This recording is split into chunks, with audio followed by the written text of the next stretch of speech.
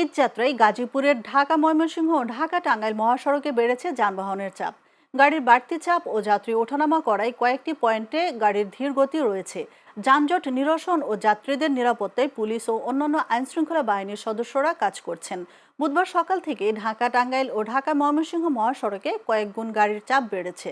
এতে ঢাকা ময়মনসিংহ মহাসড়কের Tongi, college gate, board বাজার ও চান্দনা চৌরাস্তায় দেখা গেছে গাড়ির ধীর গতি।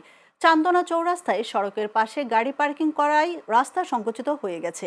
এছাড়া যাত্রী ওঠানামা করায় এই পয়েন্ট অতিক্রম করতে যানবাহনগুলোর কিছুটা সময় বেশি লাগছে। এদিকে ঢাকা টাঙ্গাইল মহাসড়কের চন্দ্রাদ্রি মোড় ও আশেপাশের এলাকায় বেড়েছে যানবাহনের চাপ। এতে নবীনগর চন্দ্রা মহাসড়কের ওয়ালটন কারখানা থেকে চন্দ্রা ও আশেপাশের এলাকায় যানবাহন ধীরগতিতে চলছে। তবে দুপুরের পর পোশাক কারখানা ছুটি হলে যানবাহন ও ঘরমুখী মানুষের ভিড় আরও বাড়তে পারে।